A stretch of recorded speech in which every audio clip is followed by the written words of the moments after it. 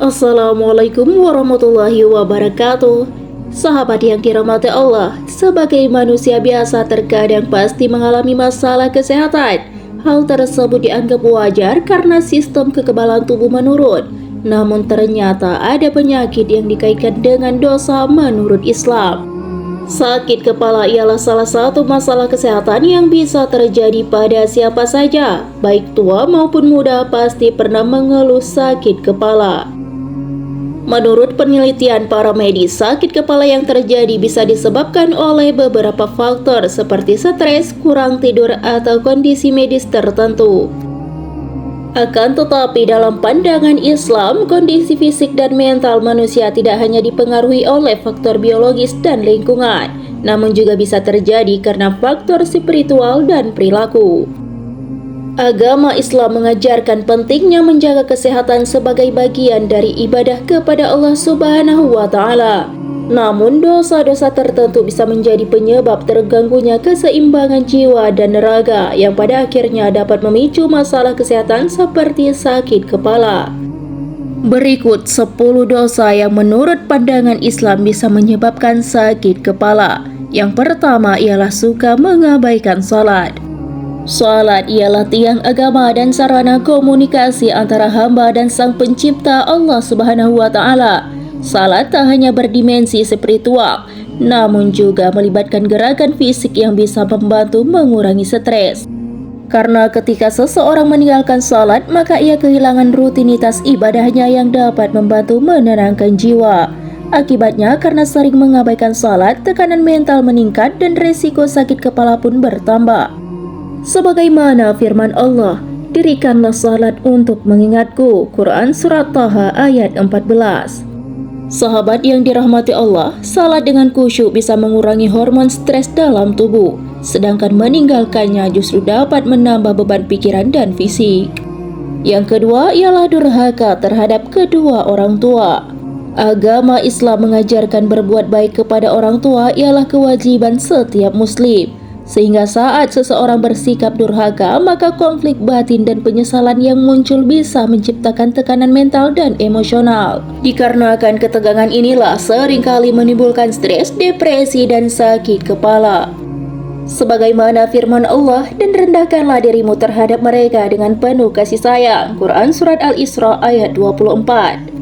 Menghormati dan menyayangi orang tua bisa membawa kedamaian jiwa yang berdampak positif bagi kesehatan fisik, sehingga dapat disimpulkan bahwa orang yang durhaka terhadap kedua orang tuanya akan lebih sering mengalami sakit kepala karena sering tertekan dan emosional. Yang ketiga, suka berbohong.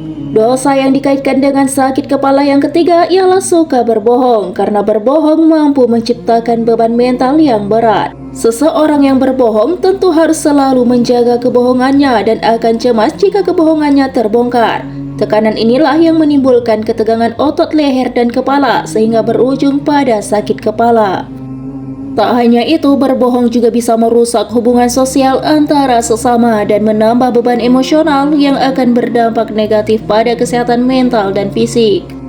Yang keempat, suka menggibah atau menggunjing. Sahabat yang dirahmati Allah, perbuatan gibah atau mengunjing bisa menciptakan lingkungan sosial yang tidak baik dan penuh ketidaknyamanan. Sehingga apabila seseorang sering ikut dalam rombongan gibah, maka ia berpotensi menambah beban mentalnya sendiri. Karena itulah stres akibat interaksi sosial yang tidak sehat ini bisa memicu sakit kepala. Dan janganlah sebagian kamu mengunjing sebagian yang lainnya. Quran Surat Al-Hujurat ayat 12. Yang kelima ialah mengabaikan kesehatan. Agama Islam mengajarkan bahwa menjaga kesehatan merupakan bagian dari ibadah. Biasanya kurang tidur, pola makan yang tidak sehat, dan kurang olahraga bisa mengganggu keseimbangan tubuh sehingga dapat menyebabkan kelelahan yang berujung pada sakit kepala.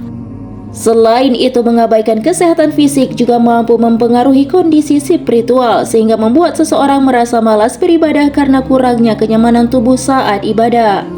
Maka dari itu, selalu jaga kesehatan agar tubuh tetap sehat dan bisa beribadah dengan tenang. Yang keenam, sering berpikiran negatif.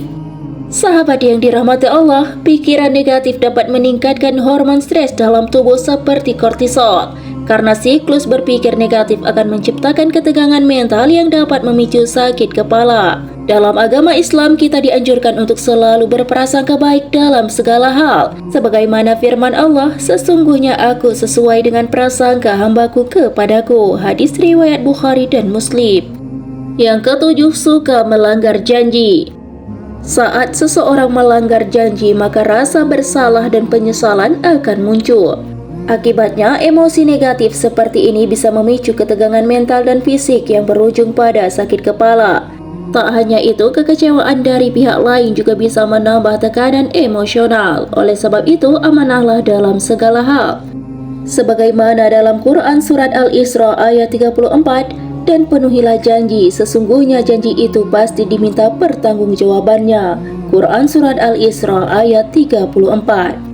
Yang kedelapan, suka menyimpan dendam.